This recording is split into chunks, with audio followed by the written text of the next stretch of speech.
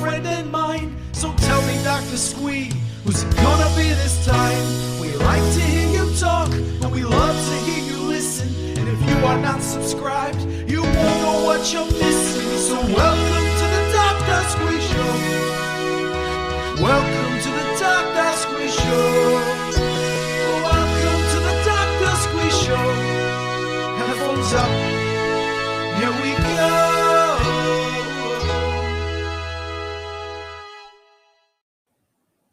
Hello and welcome to the Dr. Squee Show. I'm Dr. Squee, and this is indeed my show. Thank you very much for joining us tonight. We are joined tonight by one of my favorites is interviewing character actors, because they have been in every show throughout your life, like all your favorites. And this man is no exception. He's got over exactly 113 credits on IMDb from movies and TV. His shows have included LA Law, 21 Jump Street, Murder, She Wrote, National Lampoon's Christmas Vacation, Doogie Howser, MD, Wings, The Wonder Years, Seinfeld, Sister Act, Roseanne, Weird Science, The Mask, Diagnosis Murder, Sliders, Buffy the Vampire Slayer, The X-Files, The Practice, Herbie, Fully Loaded, Veronica Mars, Lie to Me, and in Star Trek he's been both Voyager and Deep Space Nine, as well as Star Trek VI, The Undiscovered Country. Please welcome to the Dr. Squee Show, the illustrious Jeremy Roberts. How are you, sir? You must be tired after all that. I was going to say, who is this guy? I like him. He's done a load. If I listed all your credits, we literally wouldn't have any time for any interview. Actually, on that 113, is it IMDb? Just to say that I think you've got that all counted. What they do is if you audition for a part and you get it, there's your credit. That gives you one. But if you go back a year later, audition for The Practice as a completely different role, and you get it, beating out 3 or 4 or 5 or whatever others, you got that role, but they won't count it. IMDb counts it as one, even if you've done 25 guest stars on Star Trek. So I kept trying to say, that doesn't seem quite fair, because, you know, if you're given a role and then they ask you to come back, and if they ask you to come back, it's different or the same, I can understand putting it under one heading. So I would have more like 150. You know, there's just friends of mine, like a Richard Reilly. He's got 350 credits. Richard, there's probably, you've doubled up on many of them. You should have 400. Prolific. Man, you know Richard? You ever talk to Richard? I have not interviewed him, but it sounds fantastic. Yeah, I'm not going 200 credits. Fantastic. Sorry, we have got a little bit of delay just for anyone watching. Yeah, I remember that. Or I'll run over you. There's another thing. If you ask a question and I might end up, there's no telling, I'll make come, what did you ask? I think with all those credits, it's no wonder you might get mixed up with all those credits to your name, sir. Missed the first part. I was just saying, with all those credits to your name, sir, it's no wonder that you might go off on different tangents and different stories. Oh yeah, I got a million of them. I'm giving them away. Well, let's start off with how you got started as an actor.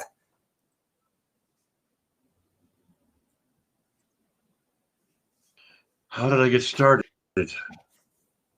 Well, in high school, I was not even interested. So I did do it.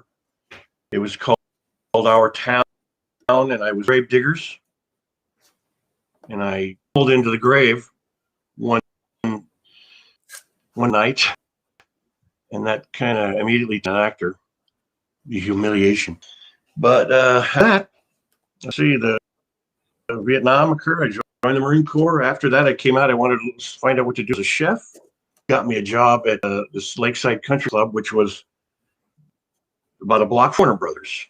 A job as a lifeguard, and then occasionally a ninth hole bartender.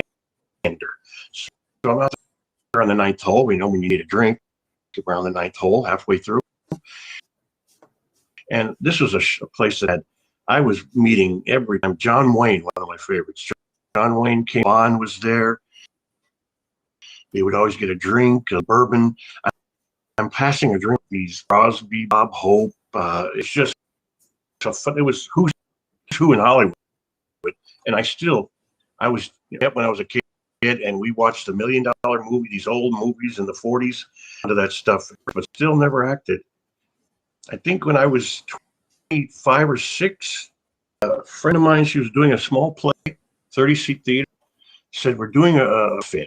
I mean, it's way beyond your age. There was a TV show called Laugh-In, Rowan and Martin's Laugh-In, and I was to play because the guy who was playing this Indian store owner, an Indian, it might get to be, you know, and he said, you just have to do it for a few weeks. He broke his leg. Come on, help me out. And I'm like, oh, man, I'm just scared to death. Normally, I'm shyer than ever.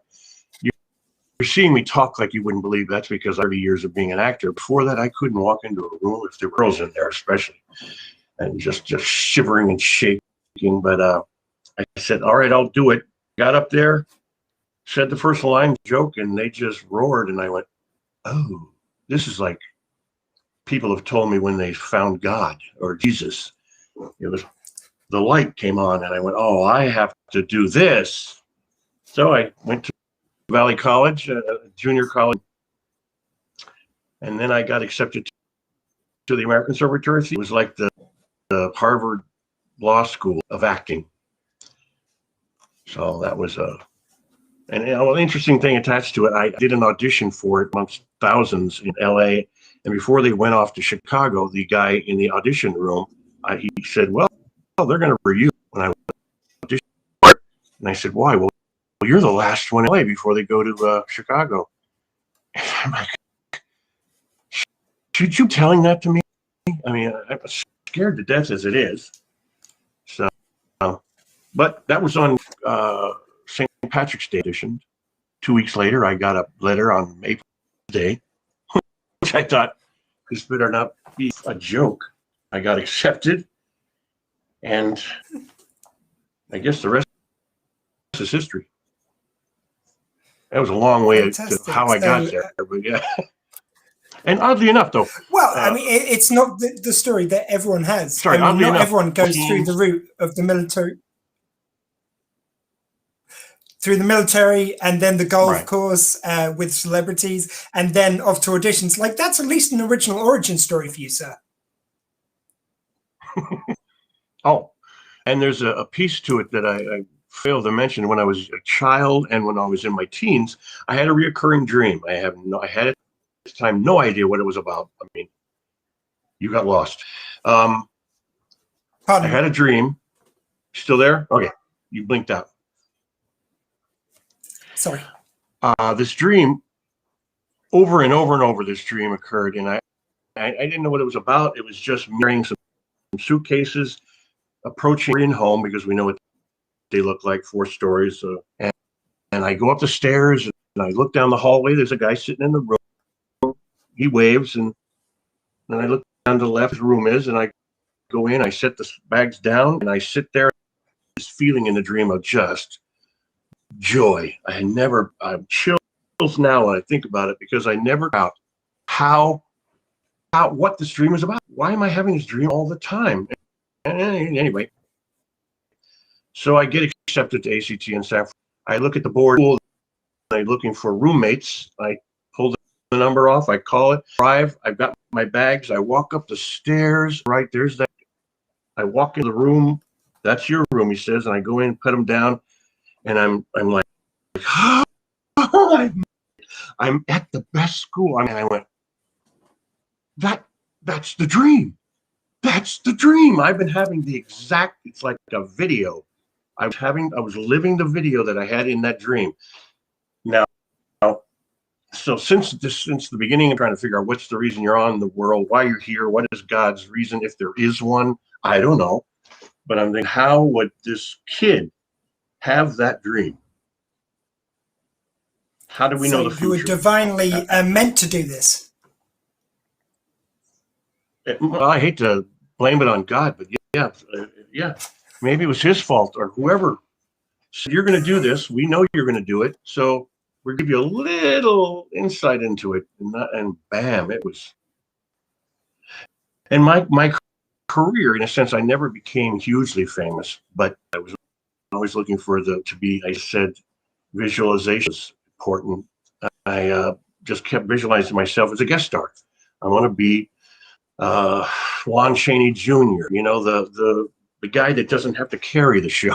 Or he just comes in, he kills a few people, or he's not going to get bombarded with people going, there's, I mean, that's not a horrible thing, but I mean, it's just, I had no interest in it. So I got exactly what I wanted, guest stars forever. And then every time I've always, it's always weird how special each one is. It's like, you're not just getting a part, you're getting a part with some huge iconic star in it. Or it's a Mask series, a Sister Act series, Disney, Herbie Lovebug. I mean, vacation series. I'm in a show. I got to be in a big one, maybe just one line, but I didn't have to do the same work that I'm knocking wood, and I'm not gloating or anything. It just didn't, for me, like it would happen for any other actor. 95% of the people try to be actors don't make it. And there's ways you go about getting an agent, and I didn't get an agent. I got my first job, and I never had another agent, and I never looked getting a manager or a publicity agent or doing the things you do to get yourself famous, because I didn't think about it, because they kept a job. I mean, what more do you want if you keep getting work? So I'm lucky as ever. It's maybe the reason.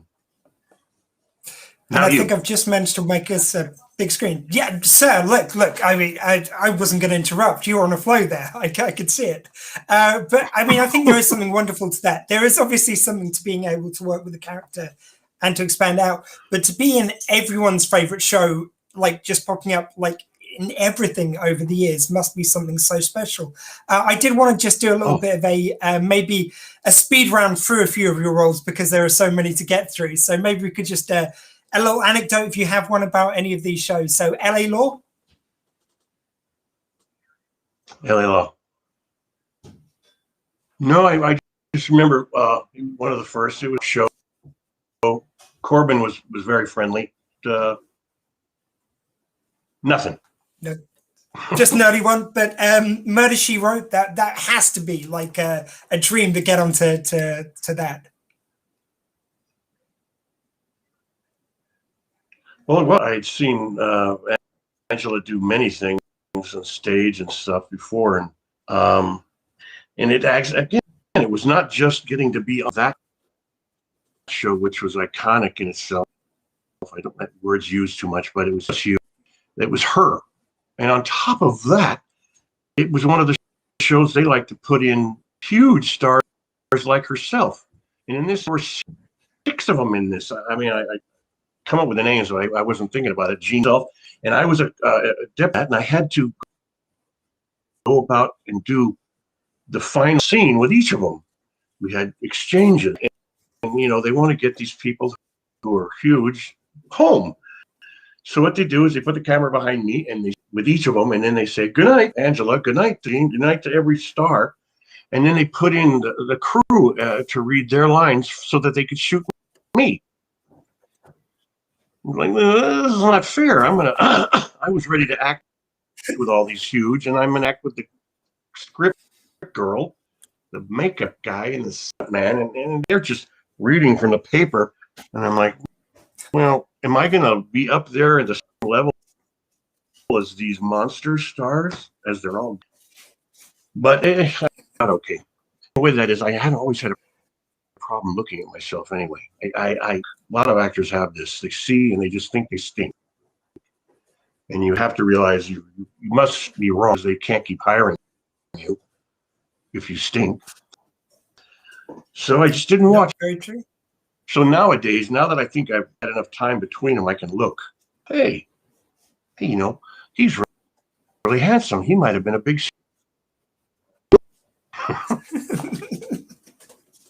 Oh, that's the Version. worst when you look back on those photos you hated at the time and you go, oh, I look so young and good then.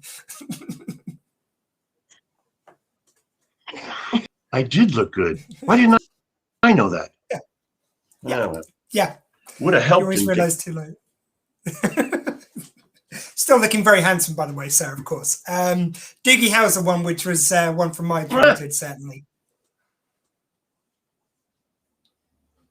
Doogie. Yeah. Gosh, I'm trying to think of himself. But actually, it was just Neil Flynn, the other cop. And he was, at the time, I think, he lived in Hollywood. And I was living with my girlfriend in a Hollywood, and there were 5 or 6 of these. And at the end was his apartment. There was Neil, and he, we talked and laughed, and was ready to give up. He was ready to give up. He said, "I've had it." He's going to go and do it. I can't get work.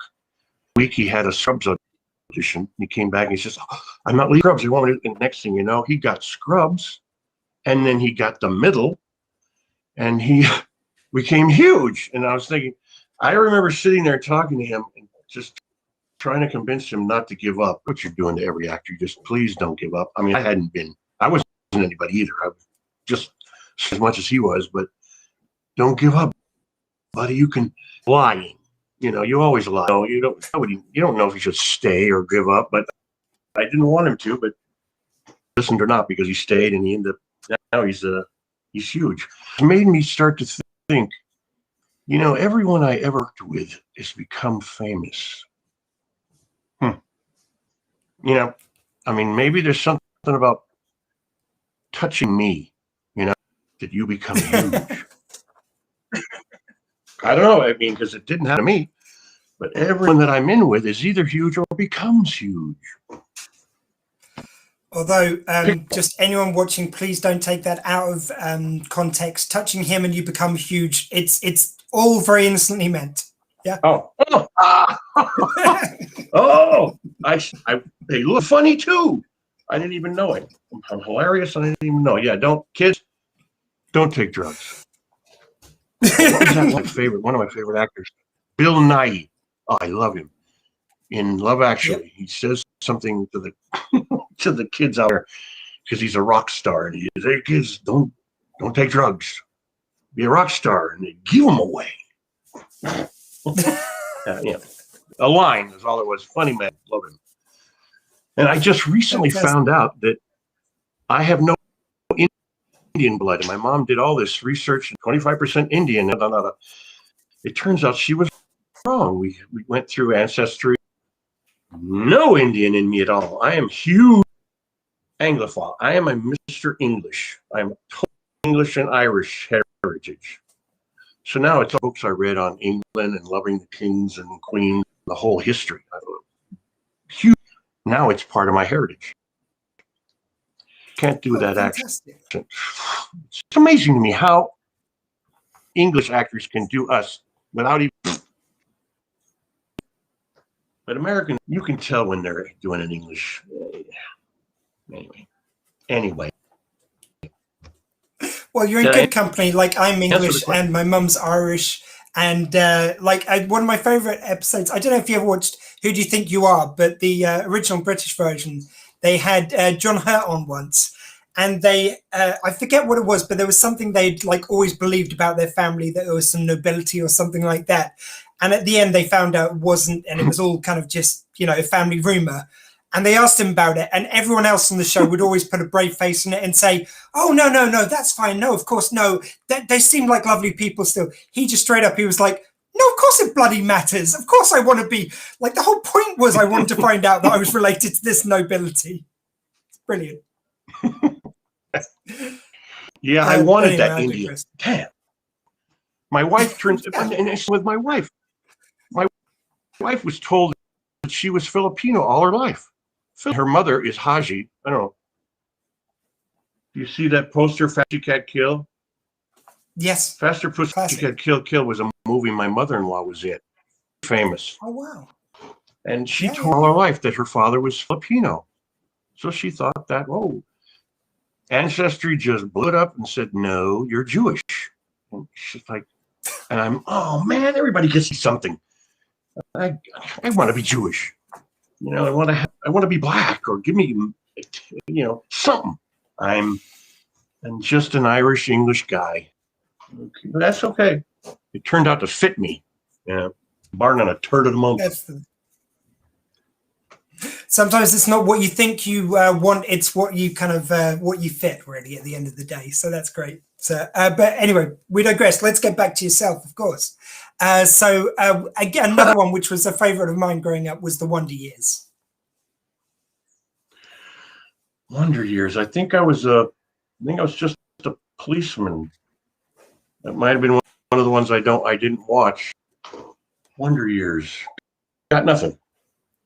I've heard questions about what was the director like, or what was the, and God, you wish you could send, oh, he was an ass. A lot of the times you're doing the work, but you're just wanting to get it right. I got there on time.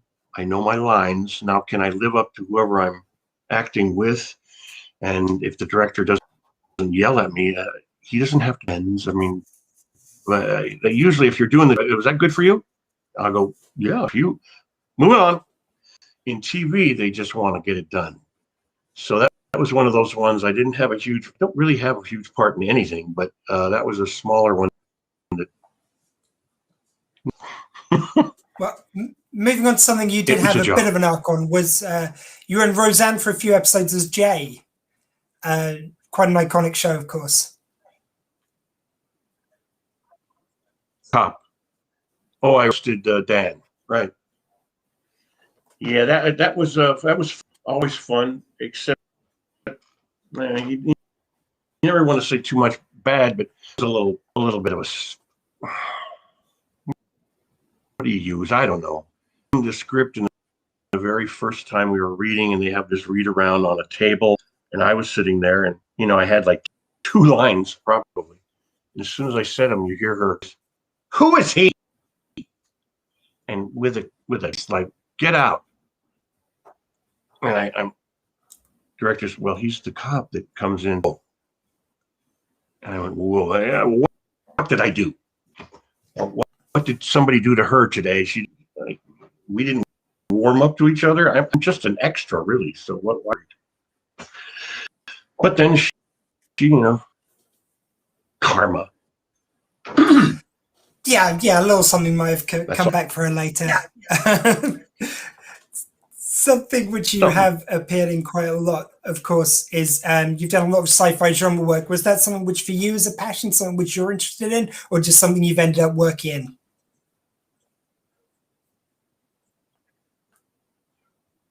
The sci-fi? Yeah, I'm just saying you've done quite a few different sci-fi shows over the years. I was just wondering. I missed the question. Yeah, you've done quite a few sci-fi shows over the years. So I'm just wondering if that's something which was particularly a passion for you, or something you've been interested in.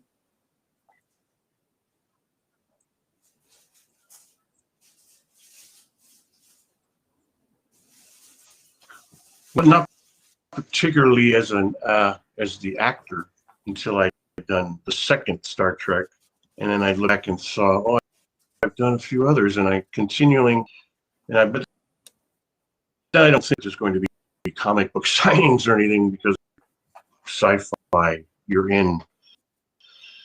But I did have when I was young, when you're in chess club, you read Heinlein, you read Dick, Asimov, you read all the sci-fi, and I was totally immersed in the rings, and everything science fiction was wonderful to me because I could appear in this world. Since, as a teenager, girls weren't flocking, and I wasn't able to attract them. So I got to get lost in science fiction. And then I did, as a teen, when I joined the Marine Corps, I joined with an agreement that they would put me into a cockpit so that I would be flying a jet. And that's when I joined them with that. But when I got in and they measured, you're 6'3.5", sorry, you're 2 inches too tall to fit in it. So we're going to place you as a sniper. And I went, no, I'll just leave. if you can't give me that, I'll go somewhere else. Thank you. And they went, no, you're ours now. So I got to become a sniper. This is actually the best. I was really good at it. Then they don't need one in Vietnam after that. So I became they put me in an MOS, set of services, an MOS in the service, they call it, and fixing computers. I was a Marine Corps Tactical Systems Support Analyst. Woo-hoo. And we'd send missiles off the coast and fake wars. And I did it in a little Quonset hut, and I was so terrible at it, except I graduated, I did it, and then I never picked up a phone or did anything electronic. I've had a phone until last year, and all this social media, internet, electronic is just, I don't know what the hell. And I could have gone in and fixed these. If I'd have kept that, I might have been working at Apple and be rich and famous now. But the sci-fi, then I didn't get to fly. I didn't, but then I end up, being a science officer aboard a starship. That better. Much better. Yeah. I mean, I know it's a supporting role, but how... Who needs to go to the moon? I'm on the moon as... can you tell us a bit about landing the role, maybe, in Star Trek? See, Star Trek was no, it's just a regular audition. I was trying to think it was anything special to it. It was just that I was getting to, and then the minute you get the part, it erupts in my house. We're just dancing and screaming because I'm not just, I got a job in a Star Trek movie.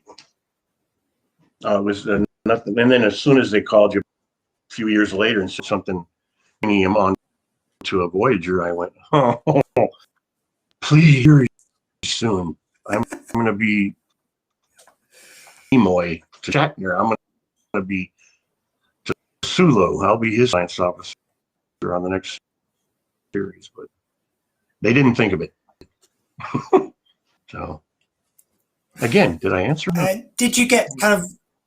Yeah, you did, but did you get that feeling of the goosebumps when you got onto that set, saw the kind of the Excelsior it was, and getting into that uniform? That's got to be a pretty special moment, especially for someone who was into science fiction when you were growing up, as you've said.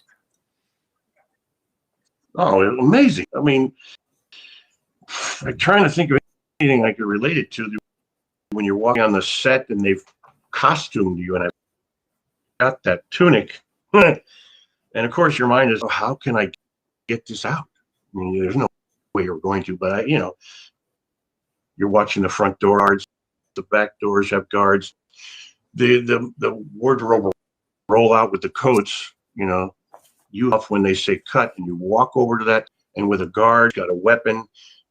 So you're not getting anything out of this place. But walking on the set, and you just see that. And I mean, you can imagine. I mean, if that's something that you couldn't believe, I'm going to go up and sit in this chair and I'm going to talk. Oh, it just makes me kind of stumble. And then the second day of shooting, we had it shut down so that Leonard Nimoy and William Shatner could come on with their complete outfit on and sit in the chair while the camera takes pictures and works it out to make sure that everything is right.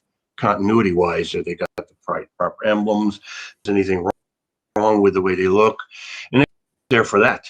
But it shut down a crew of 100 people waiting, staring, just like I was. Because I when I was a kid, I remember watching first and every other episode of Star Trek when it aired. I was a huge fan of that. So here, seeing them two and knowing I'm not going to get any scenes with them, and I may not even get to meet them, but of course I did. That was phenomenal. But standing there and staring at these two who are just sitting in the chair, chills. I'm a nerd. Chills right there. It never goes away. Never goes away. It's amazing. And of course, there on the bridge, which you were kind of for your kind of part, you had not only George Takei, but also some may have missed Grace Lee Whitney, who dates back to the original series as Yeoman Rand. And I love those little touches they put in the film. How were they to work with? I missed your voice is popping in and out. So I think it was about Grace and George and Grace. Didn't get to talk to Grace much, but George was like, and I was saying this is just like regular people. He wanted to talk just like I did, and I had remembered him or saw him episode of Twilight Zone, where he's playing a Japanese from World War II and in an attic, locked in with these two people, and I remember how good he was. I mean, it was. It's a shame. They should have been doing a lot more. They should have been hiring. Saw that, and it was great. He was not Sulu.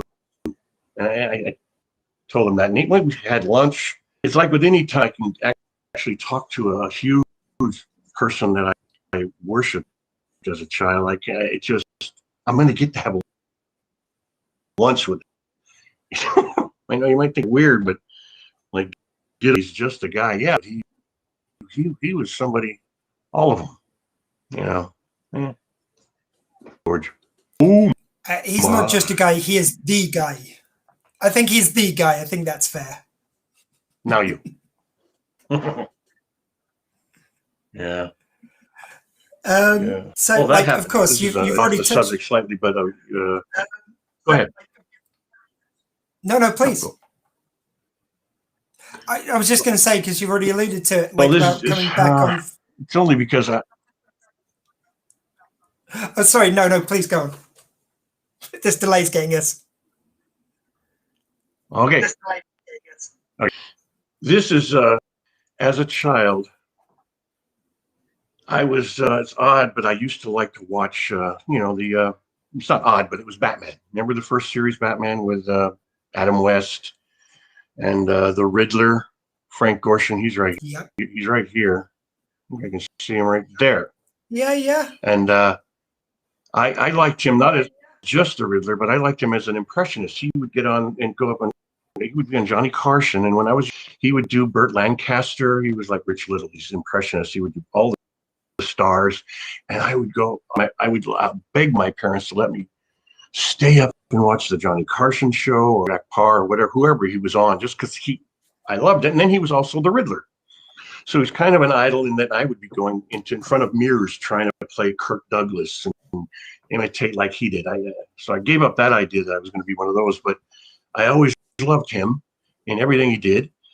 And then I grew up and I met my wife, and her mother-in-law was Haji. We went to signings, and she comes over to the house one day, and she's always dealing with it. It's either Christian, etc. She's dated them all, and she's dating this new guy. His name's Frank. And I go, what's his last name? She said Gorshin, and I like the Riddler. She goes, what's that? What's that? You're dating the Riddler, and boom, next thing you know, she's heavily into it. They're planning the marriage, and he's on my deck at my house, and we're having bourbon together, and I'm talking to him about the Riddler, and you imagine your idol, and he's in your house, and he's having Thanksgiving. It chills all over again. It's just amazing that these things that kind of happen to you. That I went, man, how did I get that lucky? And he was planning. He got on the phone and he called. I'm dropping names. His friend Tony Bennett sitting at the wedding, and I'm thinking my father-in-law is going to be my father-in-law, the Riddler. And unfortunately, he was a 5-pack a day smoker. He could take a cigarette down in one puff, and that killed him. It was a horrible thing. That was a connection. That's why I've got him all over my walls. He gave me this. I don't know. Oh, mate. Right. The half-faced, yeah, black and white faces, yeah. It's Let This Be Your Last Battlefield from a Star Trek. Battlefield, of course it is. He did that. Yeah. He gave me that because he got that from many signings. Let the Field, yeah. And I made it. It's sitting there, you know. And I also got to meet Adam West and Batgirl. Lee Newmar, because I had a big old ceremony for him that he ended up giving me a plaque, and he gave it to me later. But and that girl up there, I met her. It's weird. It was just weird. I mean, it's weird enough just that you're lucky that you get on a show, but not only that you get on shows like Star Trek, but you also never grew up. You know, I got to meet everybody I watched on the like my mom night and these old 40s movies of that whole golf. It's meant to, I don't know. I mean, all that seems surreal enough, but something you've already alluded to. Something you alluded to was not only that you got to be in that Star Trek film, but then it was pretty much, especially at that time, unheard of. Now you get loads of callbacks in TV shows, but to get called back to do it be in the same moment, even in Voyager that you were in that movie, that must have been so surreal. Oh yeah, oh huge. I mean, you get your agent alone telling you, it was important for me to, when you do auditions, is just let it go when you're done, because it would just eat you alive if you keep thinking about, how did I do? Am I going to get the call? You're sitting there waiting by the phone all the time. So I never did that. As soon as I come home, well, when I was married, my wife wouldn't even, like, how'd it go? Fine. And we're on to something else. But then there was certain ones like Star Trek are people under the stairs because it was going to be Wes Craven. You do come home and I like wait for that. Remember they were called message machines. You remember them? Message on there. Oh, the red light's on. Oh, it's got to be him. You know, this time it was a call without being an audition. He says, "Hey, you ready to sit down for this? They bring you in. You have to repeat Star Trek 6 on Voyager. I mean, you're going to repeat that and find out what happened." This can't get any better. Can't get any better. Then it was a matter of how they put it together, because we were having to do exactly what happened on Star Trek 6, you know, without just using the clip from Star Trek 6, which they didn't do. You had to reproduce everything. So continuity was huge on that. Yeah. Like, no, you turned a little bit more to the left. And I was, oh man. And I kept, that's when I did have to watch that 6 over and over again to make sure that everything came out. So then, you know, if there was anybody going to care later on, someone who would notice, like, oh, let's see. You know that you don't die as you do in Voyager? Yeah, that I answer that question. Why? Because at the time, either I was not going to tell anybody, you know, oh, this is a little discrepancy in here. And they would just write me out and I'd be gone, go down to the next episode. Didn't want it to happen, so I kept quiet. I mean, sir, look, the attention to detail was very obvious and so well done. Like, you could see that it wasn't just the same footage, that it was kind of from different angles, and you just got to go back into that moment, which was just fantastic to watch as a fan. So thank you for that. And it could have been worse. You could have been forced to watch Star Trek 5 over and again. That would have been tough. Or 1, 3, and 7. I didn't mean that just kidding. You know, I've heard that only the even ones were the best. So I'm going with that. I don't know.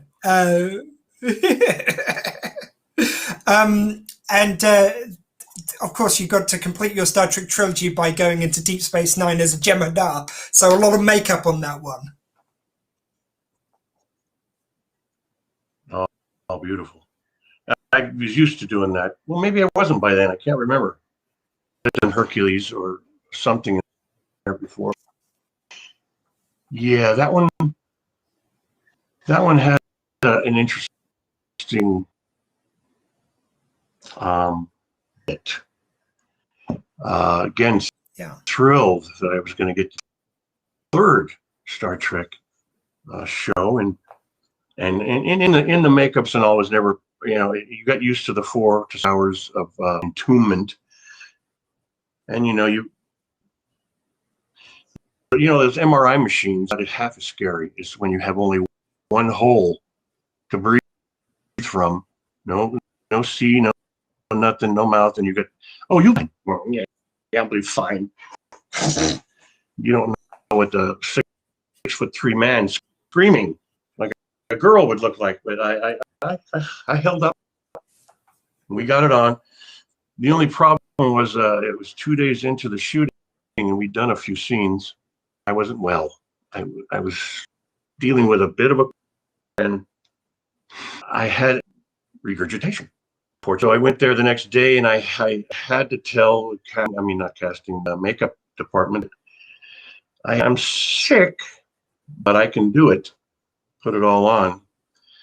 But they decided it would be best if they worked out a zipper in the back, so that if ever I got on the set and I needed to, they could get it off, and inevitably we were there, and and they just, I was off, and I went off, leaving most of lunch. That was not fun, but they were always prepared. There was a guy next to me. I wish I could remember his name now, and if he's ever listening, please call me, tell me who you are, because he had the makeup on himself. He had to stand in, and so he had to look exactly like it, which he was a black guy. It's funny because you can tell sometimes the skin comes through on the makeup or somewhere. You can see. Well, I knew he was anyway, because I knew he was there every day. So they came over to him. So we're going to put you in to finish what he hasn't done. And if there were, and I don't know how, because to this day, I watched it 2 or 3 times. I got his SAG card, and he got to be an actor. And I'm hoping he, I think in my mind, I don't really know who it is, that he was actually Tim Rice. I'm trying to think. It's got to be something like that, some little twist. That was Tim Rice. I gave him the job that he's going to have one with me later on Voyager. No, Tim Russ. Obviously, it wasn't him. Russ, not Rice. Tim Rice is Yeah. Jerry Rice. I'm getting Rice mixed in the up. West End. Producer in the West End, I believe. Oh, you're good. You're good. So that's how is it? Space Nine, because I can be in there when I can hear everybody in there. When I listen to it, I can hear the voices, and most of the Jem'Hadar are talking down here. They're doing something like that.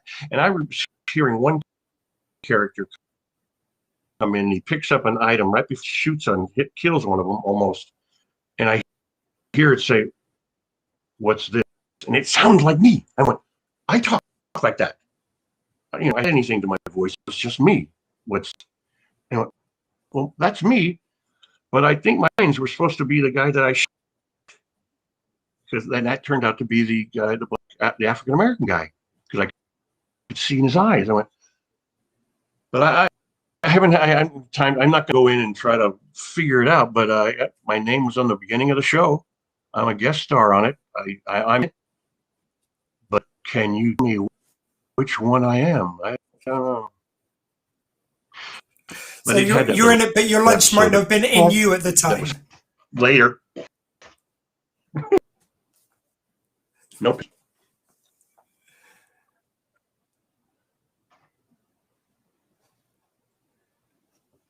Am I frozen? No. No, I was just checking. Sorry, I'd said something. I was just waiting for the delay. Pardon me, sir. So the other one, which I, of course, wanted to get onto, was Buffy. Not only did you get to play a vampire in Buffy, but it was during that amazing first Faith story arc, and you get to be one of the oldest vampires, so old you actually have hoofs. Oh, yeah. Oh, that was great. You get to be a hire. How many people get to tell their mom, I get to be and the oldest one. You see, that's that thing. It wasn't just getting in or getting to be the vampire, but the oldest one. And then they're back to do the game. Yes. And it was just had a great time. Great time. But no throwing up stories in that. All the girls were great. Buffy was nice. Yeah, I don't think I had many. I didn't have any hardly bad experiences with any actor, ego or what, except that one tiny Roseanne thing. But she just probably had a bad day. Buffy. No. That's fine. So, and how did you find kind of working on the computer game? Is it more difficult to get into your part? Because obviously when you're in the makeup and you've got those hooves and everything, it creates a certain atmosphere. Is it as easy to get into the part when you're not in the makeup and everything? Yeah, it was. It didn't seem much different to me. Much experience with games, and then I in playing them, I kind of think. I mean, when they first started coming out, we got the whole, I don't know what it was called, pre-Xbox or whatever, PlayStation. Got a game. I couldn't get past the first thing you had to do is to find a door. I went, that's it. I'm just not meant for this. My brain isn't wrapped around trying to figure out. And these, what are these rooms you can go into and you try to get out? No way. I'm not going in there. I'd be in there forever. So no, the game, it seemed like it was another job, except when you start doing them with, what did I do? Wingmander. Oh, then I got to meet Roddy McDowall, Clockwork Orange. I got to meet Gillian Allen, who was a famous porno star. May not mean anything much, but I actually didn't watch she was ever in. So, but I did to meet her. She did get me to help her move. I wonder if I was a sucker. And the other one, which I did just want to touch upon briefly, you had a guest spot in The X-Files, which, again, like the show of its time. Yeah, that again, I didn't get to mingle with the cast, meaning the big two, except a scene or two. X-Files. No. Actually, just I remember getting the script and going, man, God, I hope they're not listening. I meant, I'm really stretching here. We got a snake in the water sprinkler system. Come on, you're reaching. I was kidding, but most of the shoot was filled with jokes about snakes and pranks with slimy, snakes, and it was always a lot of fun. And I like with the things I do and all, and it's fun that, like, my mother was first time she saw me. I said, "What did you see me on?" I can't remember what it was. So she's got a southern accent. Say, "Well, I saw you. You were good, but I have raised you. I mean, you killed that family of two, and you shot that man, and you did it. You can't do it that well. A little of it in you." And I'm like, "Mom, not evil. It's just like acting. It's just like a wrestling you watch. It's fake." And she'd freak out and scream at me and tell me, "Wrestling's not fake." Of course, we're talking her era's back much. I don't know what the names of the Big John Studd and these people. Less fake maybe than it is now. No, I'm going to get letters now. It's not fake. But yeah, it was the fact that you get to do so many odd things. Like my daughter, she never on the set much until Herbie Fully Loaded, until she was 12. Because every time she asked to go on the set, "Can I go on the set today, Dad?" And let's see, I'm doing Freddy's Nightmare, and I'm cutting a guy tattoo off, and then I'm cutting another guy's head. No, not today. Or I'm robbing, shoot two people, innocent people, and it wouldn't be good for an 8-year-old. So she really didn't get to go a lot. But then on Herbie, she did. Lindsay was was wonderful. She said, "Bring your daughter. She skateboards, sure." So she brought her skateboard. This multi-million-dollar Disney production stops, and she goes and skateboards with my daughter for like 15 minutes as I'm getting every kind of look from everybody. Like, really, we got a show here. And it's her. She did it. That 13-year-old. Blame it on her. But no, it was wonderful, wonderful. Anyway, see, again, I don't really know where this came from. How do I end up on this tangent? Can't let me. It's all good. Just. It's all good, sir. Like, this is it. This is the stories that we want here, sir. Now, it's like amongst all these wonderful shows, you've been on pretty much anything. Is there any show which you'd want to have been on that you never got the opportunity? Oh, yeah. Yeah. I don't know. I can't really think of, because I haven't thought about it in a while, but I remember trying to get on China Beach. I just thought, well, I'm a Vietnam veteran. I'm sergeant twice in the Marine Corps. There ought to be something that I could be able to do. I'm not 80. I was in my 30s.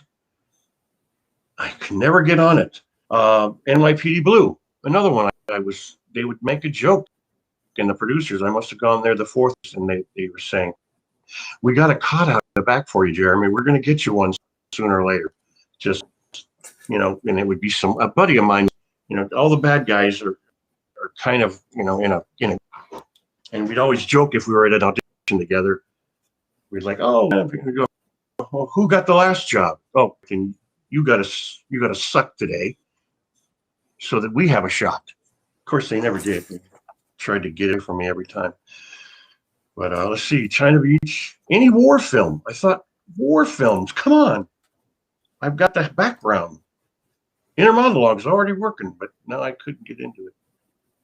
And then, of course, once I got on Fi and Star Trek, later on in life, I thought, well, if I start doing comic book signings, I'm never going to be the guy that, you're going to go into a comic book convention and get a signature from Chris Pine or, Leonard Nimoy or, when they were. I'm that one that, well, yeah, he's in one or two, but, are you going to pay any money for a signature? But then I realized that, okay, well, maybe it's the quantity of work in all these, Yeah. Even all of them related slightly. To see maybe for a career, I might be able to go to a comic book convention. I've done a few of them, but I think there would be a big draw for the guy in the middle. Again. So never do yourself down. The body of work you've done and the amount of these shows which have meant so much to us over the years, I think is amazing. Like one thing I love about doing this is I'll do this interview with you now. I've seen you in 100 things and I'll notice you in 100 more after talking to you today. Oh yeah. That's the thing that gets me when and I warmed and just humbled that you do the show basically because of the 3 Star Trek. I realize that's why the interviews happen, is because you've done maybe something he could say. When they get you on to a show or I get an interview, it's wow. We knew we were on for this, but I looked up on IMDb and then I watched as a kid or in life. They were shocked that I've seen you, but I haven't seen you. But I've seen you in everything. It's one of those. When I was working a lot, I retired, trying to come back now, but pandemic. 12 years ago.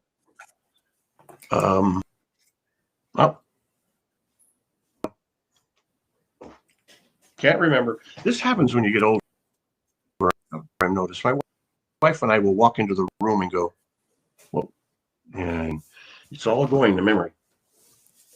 Oh, yeah. They'd find me out in something. They'd bring, you were in Hooperman when I was, John Ritter. Then they want to know, you did Briscoe County Jr.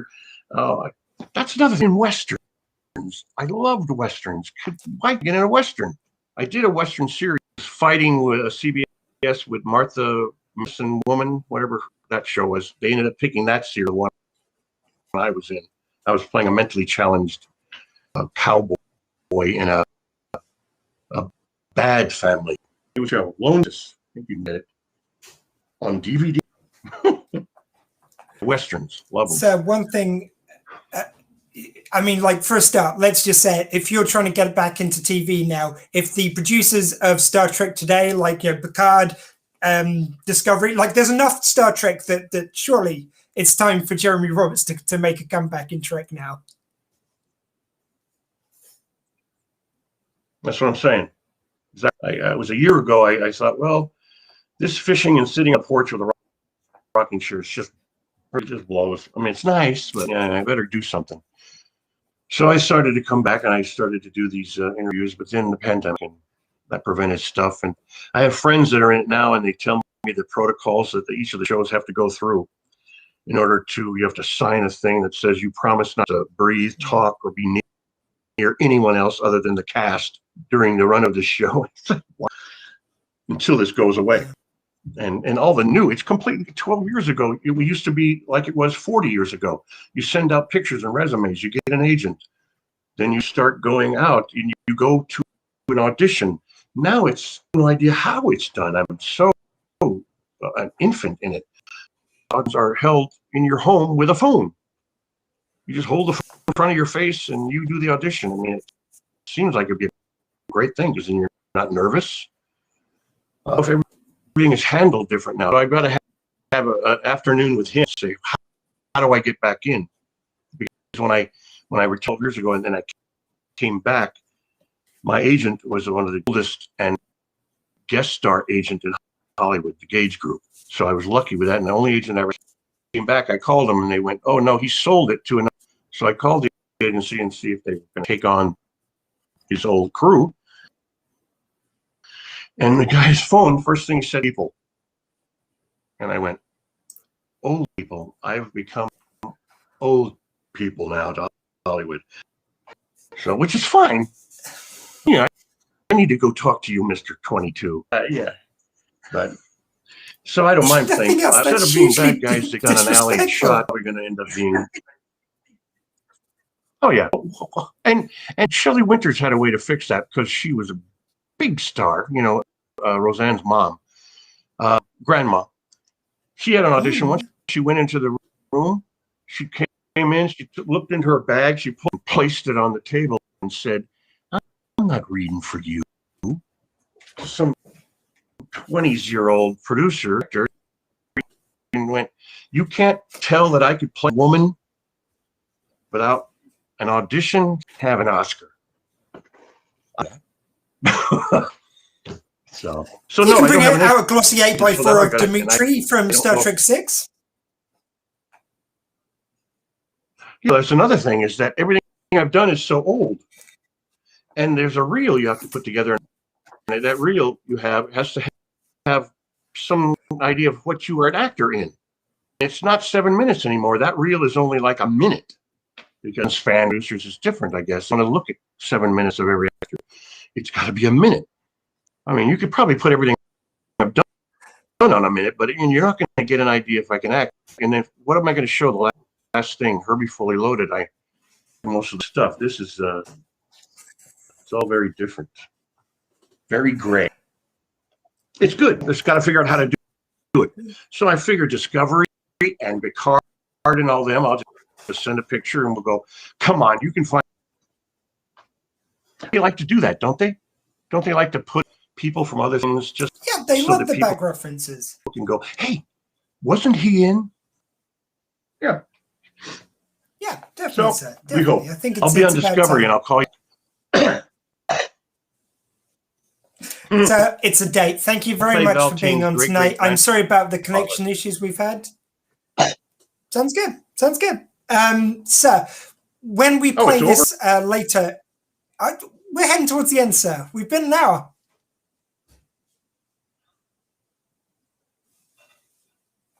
Oh, wow. So, sir, I never really what we're going to do is this. You let somebody yak, some old guy is just going to. So that's content is what we call it this side of things. But what we're going to do is this audio will be used, the audio from this interview will be used on my radio show later in the week on Thursday on the Bear.live. Is there any track you'd like us to play for you coming out of the interview? From what I've just, or you mean like a clip? Oh, no, any favorite song, anything you want to hear. A song?